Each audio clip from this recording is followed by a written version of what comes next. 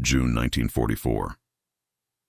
As World War II reached its most ferocious stage, the Pacific theater was ablaze with relentless air raids, amphibious assaults, and counterattacks sweeping from one island to another. Amid this chaos, the American air base at Hollandia, New Guinea, home to hundreds of P-38 Lightning fighters, welcomed an unusual visitor. He wore no uniform, bore no rank, and arrived without aides or escort. He was a tall, lean man with gray eyes and a weathered face, carrying an old flying helmet as he stepped off a C-47 transport into the red dust. The moment his name was spoken, silence fell over the airfield. Charles A. Lindbergh. Nearly 2 decades had passed since Lindbergh became an American legend. In 1927, at the age of 25, he had flown solo across the Atlantic in the spirit of St. Louis, from New York to Paris, the first person in history to do so. When his plane touched down at Le Bourget airfield, hundreds of thousands of cheering Parisians surged onto the runway, shouting his name as if greeting a saint. Overnight, the young pilot became the symbol of an era of courage, daring, and the boundless reach of human ambition. His name was engraved on stamps, carved into buildings, and immortalized in aviation history. He became the lone eagle of America. But 20 years later, as war consumed the world, that fame became a burden. Once a national hero, Lindbergh had become a man of controversy, criticized, distrusted, even shunned. Not because he had betrayed his country, but because he had said what America did not want to hear. In the years before the U.S. entered the war, Lindbergh was the most prominent voice of the America First movement, opposing intervention in Europe. He believed America should focus on its own defense, that no foreign power could defeat it if it stayed out of war. He had even visited Germany, touring Messerschmitt and Junkers aircraft factories, where he witnessed the immense industrial strength of the Luftwaffe. On his return, he warned that Germany's air power was formidable and that America needed to prepare. But the media and politicians saw not a warning, but an endorsement of the enemy. In 1941, during a speech in Des Moines, Lindbergh declared that the British, the Jews, and the Roosevelt administration are pushing America toward war. Though intended as political criticism, the remark was branded as anti-Semitic. Overnight, the hero of 1927 was cast as a villain. President Franklin D. Roosevelt stripped him of his reserve commission and banned him from military service.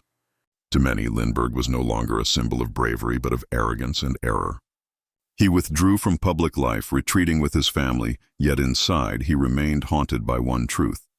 America was at war, and he, a man who understood the sky better than anyone, had been forced to stand aside.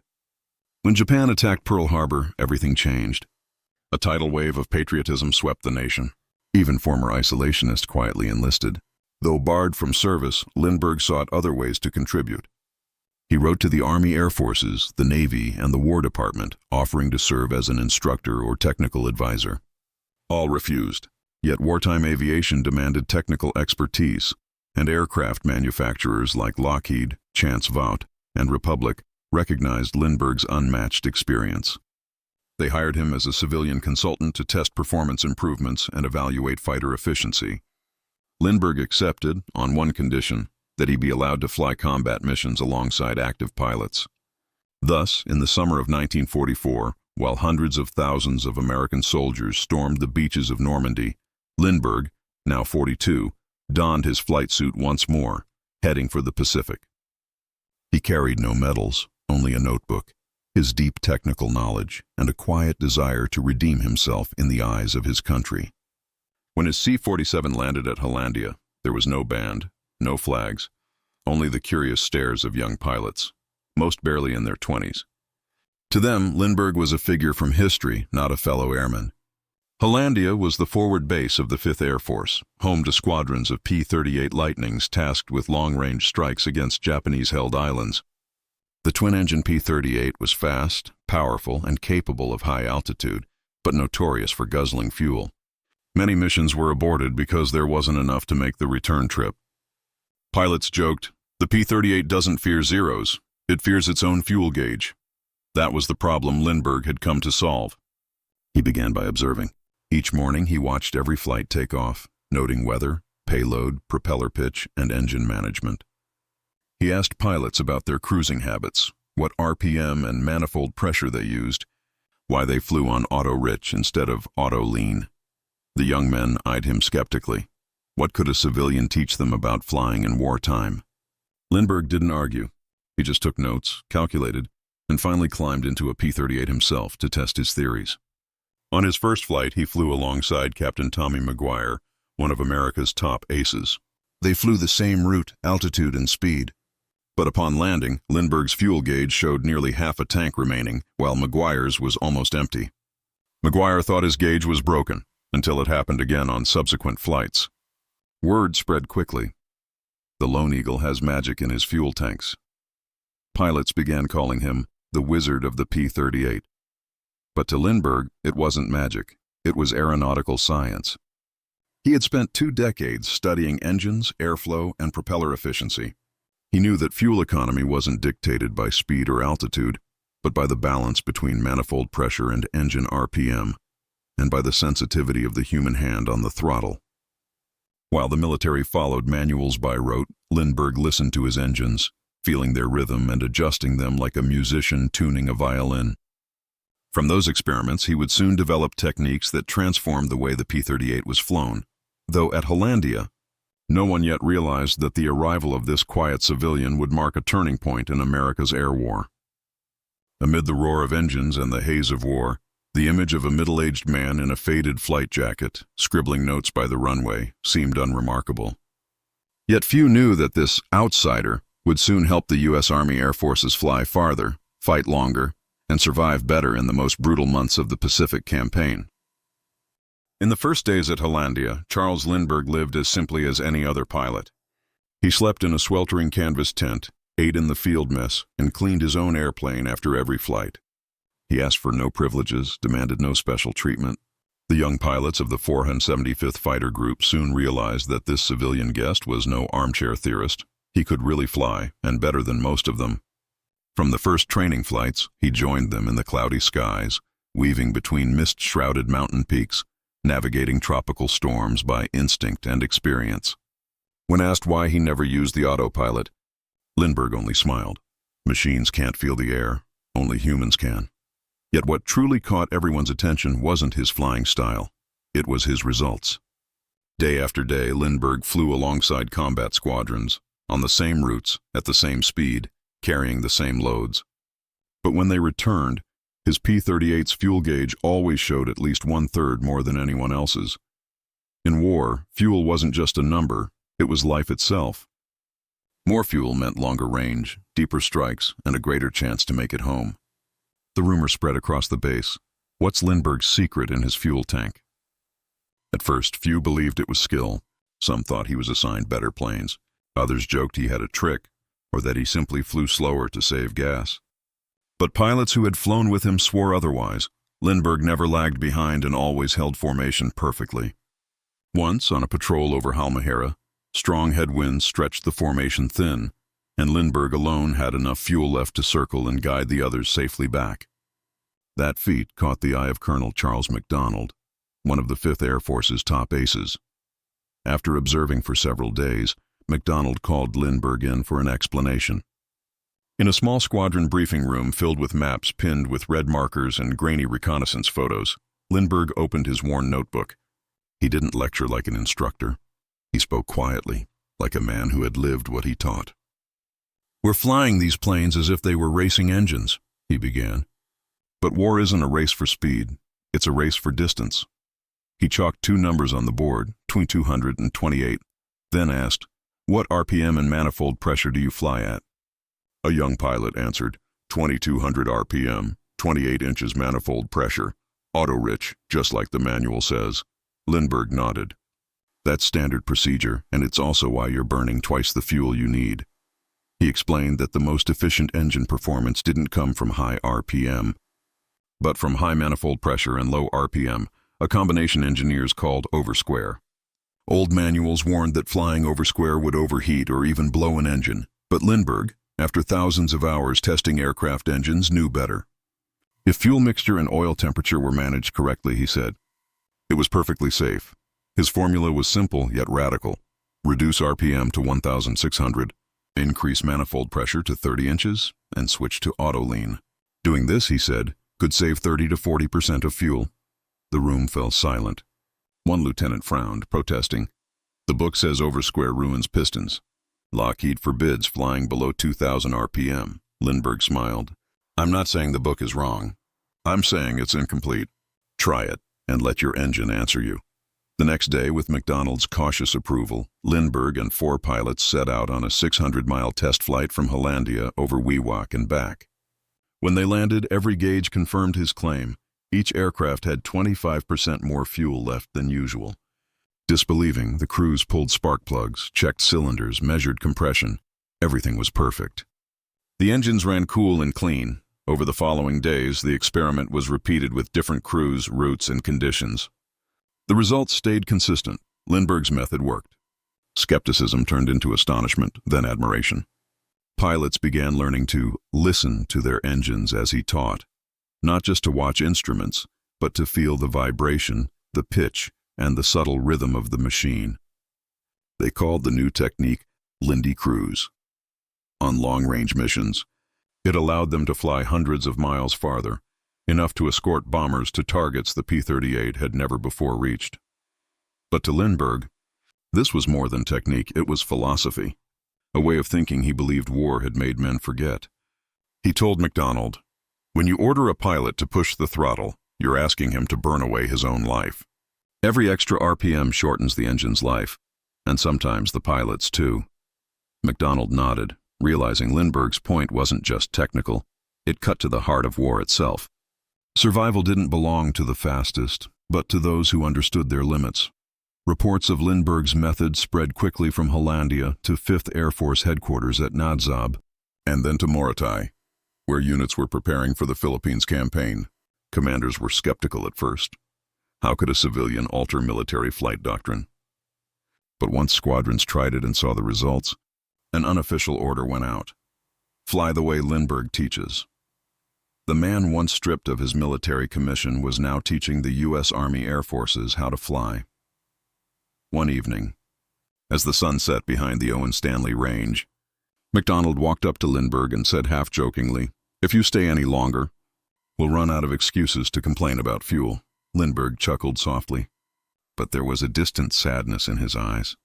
He knew he was only a guest of the war, an outsider among young men who risked their lives daily. Yet in them he saw what America once embodied: faith, courage, and the yearning to touch the sky. In the days that followed, Lindbergh continued flying, not just test flights, but real combat missions. He escorted bombers over Palau, patrolled near Seram, and on several occasions engaged Japanese fighters. Pilots recalled that he remained unshakably calm under fire. When a Zero tailed him, he didn't panic or jam the throttle forward.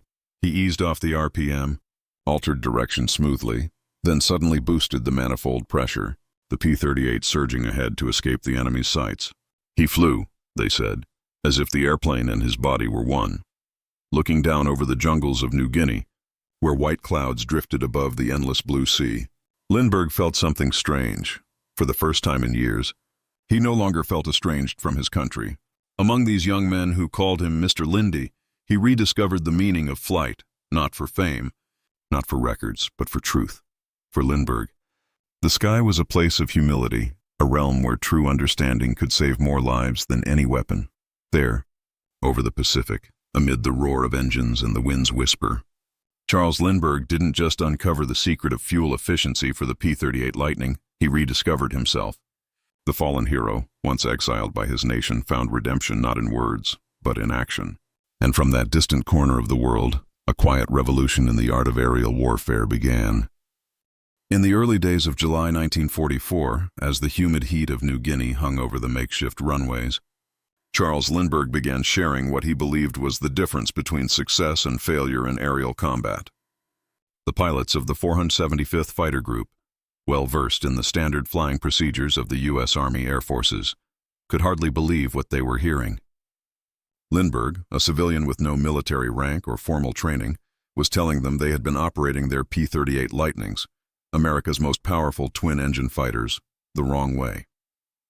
But instead of merely talking, he proved it through results. On long flights with the group, his aircraft consistently used less fuel, flew farther, and returned with cool, Stable engines. To understand Lindbergh's magic, one must first see the technical backdrop of the time. Official flight manuals specified that the Allison V-1710 engines of the P-38 should cruise at 200 revolutions per minute, RPM, and 27 inches of pulse, manifold pressure, NG. These limits were considered safe, protecting engines from overload or failure in tropical conditions. Yet this safety came at a cost: inefficient fuel consumption, limited range, and the inability to reach deep enemy targets. With decades of test flying and engine research experience, Lindbergh realized the problem wasn't the aircraft but how it was being flown. He proposed a radically different principle, what both engineers and pilots of the time saw as a physical impossibility: reduce RPM, increase manifold pressure. Specifically, he advised cutting engine speed to 1600 RPM, raising manifold pressure to 30 nHe, and using auto-lean fuel mixture, less fuel, more air. To most pilots, this sounded insane. They had been taught that if manifold pressure exceeded engine RPM, the pistons would be overloaded, causing crankshaft failure, detonation, or even mid-air explosions. This method, called oversquare operation, was strictly forbidden in aviation. Yet Lindbergh didn't just claim it worked. He demonstrated it. On a cloudy morning, he flew a test mission with Joe Miller, a young pilot from the 475th. Taking off from Dobodura with full fuel tanks, they climbed north along the coast. At cruise altitude, Lindbergh gently throttled back from 2,200 to 1,600 RPM, then increased manifold pressure to 30 nHg. The engines purred smoothly, no vibration, no overheating. Miller, terrified at first, expected the engines to fail at any moment. But after more than an hour aloft, everything ran perfectly. Back at base, they recorded the results. Fuel consumption dropped by 35%, engine temperature decreased by 10-15 degrees, and flight range increased by nearly 250 miles, with no mechanical damage. Lindbergh calmly logged the data and invited others to test it. One by one, pilots followed his instructions, and every single one confirmed the same astonishing outcome. Lindbergh's success stemmed from his deep understanding of piston engine mechanics. He explained that high RPM did not equal high power. It simply generated more friction and heat, wasting energy. By lowering RPM and increasing manifold pressure, the engine burned fuel more efficiently, producing more power per stroke, like pedaling a bicycle in a high gear more slowly, rather than spinning your legs fast and going nowhere, he said. During technical sessions, Lindbergh drew graphs of power, pressure, and fuel flow on chalkboards, revealing efficiency zones that the Allison V-1710 had never been used in. Initially skeptical, the maintenance engineers soon admitted his math was solid. Lieutenant Charles Eaton, one of the engine officers, later recalled, "We were taught oversquare flying was suicide." Then Lindbergh proved the opposite. It was safer and better for the engine. Within weeks, his method spread through the entire fighter group. The pilots began referring to it as the Lindbergh power settings, or jokingly, the impossible trick. With this technique, the P-38's range jumped from about 570 miles, 920 kilometers, to nearly 950 miles, 1,530 kilometers, a game-changing increase that allowed them to strike targets once thought unreachable. Missions that had required long-range bombers like the B-24 could now be handled by fighters alone, extending Allied reach across the Pacific to Palau, Mindanao, and even the Philippines. Though only a civilian advisor, Lindbergh regularly joined combat training and armed reconnaissance flights. He didn't just teach engine management. He shared long-range navigation skills, visual flight techniques, and energy-saving methods for tropical weather. Every flight with him became a living classroom, and the young pilots soon realized they were learning from one of aviation's true geniuses, not merely a famous name. The impossible secret quickly spread beyond New Guinea. When the reports reached 5th Air Force headquarters, senior officers were skeptical, but the fuel and performance data left no doubt. They issued orders for formal trials, and within months, Lindbergh's method was adopted by P-38 units across the Philippines, Biak, and Morotai. The tale became legend among pilots, a story of the man once cast out of the military who taught the U.S. Air Force how to make its fighters fly farther, faster, and smarter. For Lindbergh, it wasn't just an engineering triumph. It was a declaration of creative thought. Nothing is impossible. only the limits we impose on ourselves. By late summer 1944, as the sun set over New Guinea's jungle-covered hills, Lindbergh's P-38 sat quietly on the red dust airstrip, streaked with oil from hundreds of test hours. In the fading light, the lone civilian pilot stood watching it, a symbol of intellect and courage in wartime.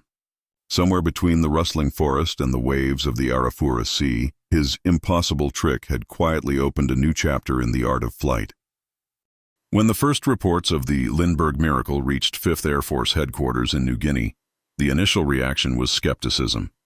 The military command, bound by strict technical protocols and standardized training, found it hard to believe that a civilian, especially one as controversial as Charles Lindbergh in the eyes of the American public, could overturn principles forged through thousands of flight hours and dozens of combat missions.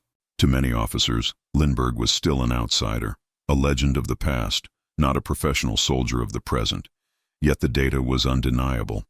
The 475th Fighter Group reported average fuel consumption dropping from 130 gallons per hour to just 90, while engine temperatures ran significantly cooler and mechanical failures nearly disappeared. Pilots who had once doubted him, after testing the technique themselves, were forced to admit its effectiveness. One of them, Captain Warren Lewis, later recalled, "I thought he'd blow the engines apart. But my P-38 flew smoother, cooler, and stronger than ever. That's when I realized we'd been wrong." Soon, rumors spread from Hollandia to Biak. Informal training sessions appeared at every airbase, where Lindbergh would stand by a chalkboard, sketching diagrams and explaining fuel combustion and power transfer within the cylinders. He spoke slowly, carefully, always grounding his explanations in real experience, like his famous analogy of pedaling a bicycle in a higher gear and going farther with less effort. His calm voice and steady gaze commanded even the most skeptical listeners' respect. What made Lindbergh's presence remarkable was his humility. He sought no recognition, filed no reports to Washington, and asked for no credit.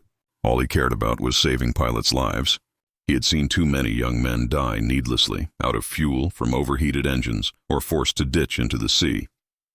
He believed that if they could fly farther, conserve energy, and stay in control, more of them would come home alive. That belief alone earned the pilots deep admiration. From that conviction, what had begun as a technical trick soon evolved into a tactical revolution. Before Lindbergh's arrival, the P-38 was mostly limited to medium-range escort or strike missions, constrained by its heavy twin-engine fuel demands. Now, with his new fuel-saving method, the aircraft's operational range expanded by nearly 400 miles, enough to reach distant Japanese bases in Celebes, Mindanao, and even the Philippines. The U.S. Army Air Forces quickly recognized the strategic potential. Within 2 months, an official directive was issued. All P-38 pilots were to learn and apply the Lindbergh power settings on long-range missions. Reports from combat units soon confirmed the results. Mission completion rates rose sharply, especially in operations targeting Japanese supply lines and airfields across the Western Pacific. The skepticism that once surrounded him turned into genuine respect. Pilots who had dismissed him as an old-fashioned civilian began calling him by an affectionate nickname, Slim, both a nod to his tall, lean frame and a tribute to the aviator who had once astonished the world by crossing the Atlantic alone. Lindbergh was no longer just a technical advisor. He had become an unofficial member of the squadron, a mentor, a comrade, a teacher, and Lindbergh did not simply stay behind to lecture. He joined real combat missions despite his civilian status. Over the course of 50 sorties, he flew 25 times into enemy territory, accompanying young pilots and demonstrating his fuel-saving methods under live combat conditions.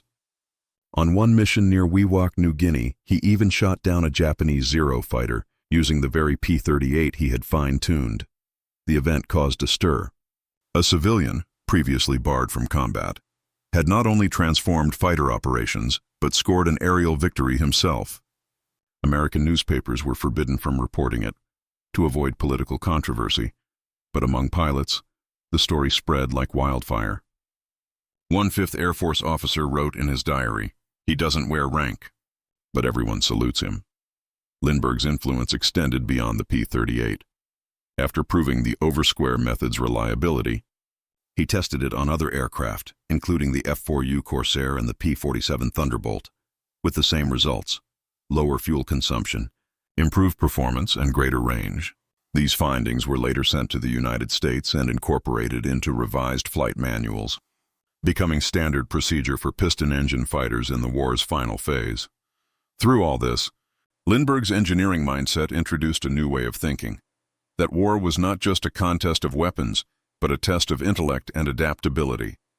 He showed that sometimes a small change in approach could produce results greater than any new weapon.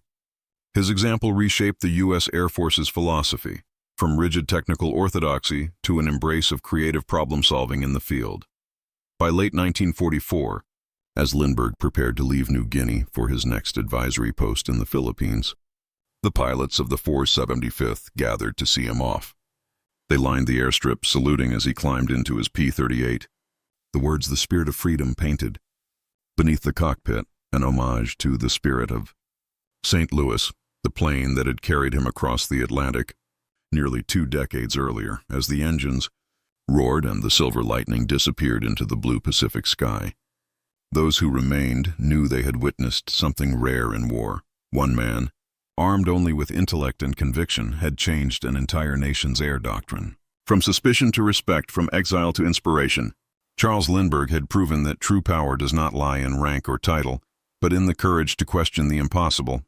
And on that clear New Guinea morning, as sunlight glinted off the P-38's wings, perhaps Lindbergh himself understood that he had just completed the most important flight of his life. Not the crossing of an ocean, but the crossing of a boundary between doubt and belief, between man and legend. As the Pacific War entered its decisive phase, what Charles Lindbergh left behind for the U.S. Army Air Forces was far more than a few technical charts or an unconventional method of engine management. It was a quiet but enduring revolution in thinking, one that changed the way Americans understood efficiency, tactics, and the very nature of innovation in warfare. Lindbergh, once shunned for his political views and anti-war stance, had become the man who helped American pilots fly farther, survive longer, and fight more effectively. After leaving New Guinea, he continued his work as a technical advisor at air bases in Morotai, Leyte, and Mindoro.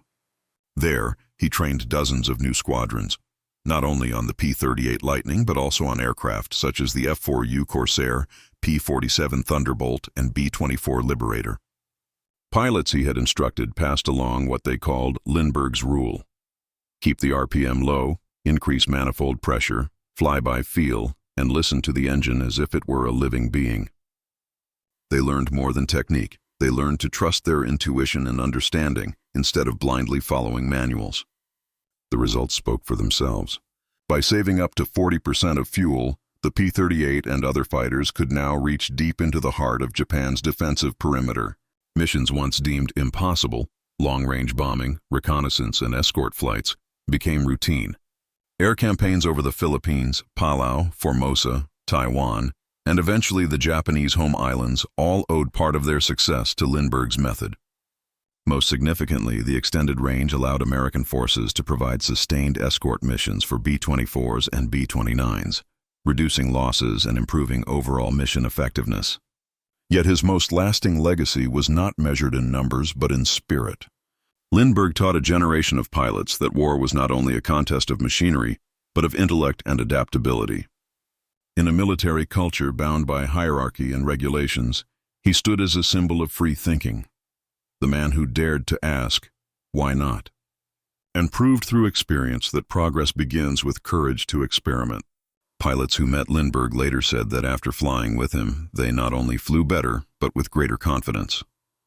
They began to watch temperature gauges more closely, to sense the subtle vibrations of the engine, to listen for the faintest sounds that revealed what the aircraft was telling them. His way of teaching flying was almost philosophical, not just to operate an airplane but to understand and communicate with it. That was something no manual could ever teach, only another human could pass it on. In the final months of the war, Lindbergh continued to fly, without rank or command authority. He often refused invitations to remain in safer rear areas, choosing instead to accompany young pilots on long missions that sometimes stretched over 8 hours across sea and mountains. On one occasion, after landing from a flight to Mindanao, he told a young pilot, "If we learn to listen to the airplane, it will lead us home." That simple sentence would later be remembered as the essence of the Lindbergh philosophy, a faith in the connection between man and machine, between experience and intuition. After the war, his name quietly reappeared in U.S. Air Force technical reports. Studies on piston engine performance and fuel economy often cited or built upon the principles Lindbergh had demonstrated in New Guinea. As the Air Force transitioned into the jet age, many new pilots still regarded the Lindbergh power settings as a timeless lesson. That innovation often begins with questioning what everyone assumes to be true. In America, as wartime emotions faded, so did the stigma surrounding his name. People no longer remembered him only as the lone aviator who crossed the Atlantic or the politically controversial figure of the 1930s, but as a symbol of practical intellect, the man who fused science and human feeling amid the chaos of war. In his 1948 memoir, Lindbergh wrote, "I did not fight to regain reputation. I fought to prove that knowledge can save lives, even where life itself seems a luxury." His legacy endures not only in aviation history, but in the philosophy of modern warfare. What he achieved in New Guinea paved the way for a new era, one where pilots were not mere operators of machines, but thinkers who understood their craft, where combat effectiveness was measured not just by speed or firepower, but by the capacity to think and adapt. From that mindset, the U.S. Air Force gradually evolved, encouraging pilots to test, record, and innovate, principles that would later form the foundation of the test pilot program and the creation of legendary aircraft such as the F-86, F-100, and F-104. Looking back, Lindbergh's wartime journey carried a deeply human paradox. A man who once opposed war ended up saving hundreds, perhaps thousands of lives through his knowledge. He wielded no weapon, issued no orders, yet his influence reached farther than that of many generals. He didn't just make the P-38 fly farther, he helped people themselves fly beyond the limits of fear, dogma, and prejudice. Late in life, reflecting on his years in New Guinea, Lindbergh wrote in his journal, "Above the clouds, I realize that true freedom does not come from avoiding war, but from using knowledge to make war less cruel." That may have been his greatest legacy, not only to America, but to humanity itself. Today, whenever one sees a P-38 Lightning gleaming in a museum, those silver wings stand not only as symbols of power, but of human intellect daring to transcend its boundaries.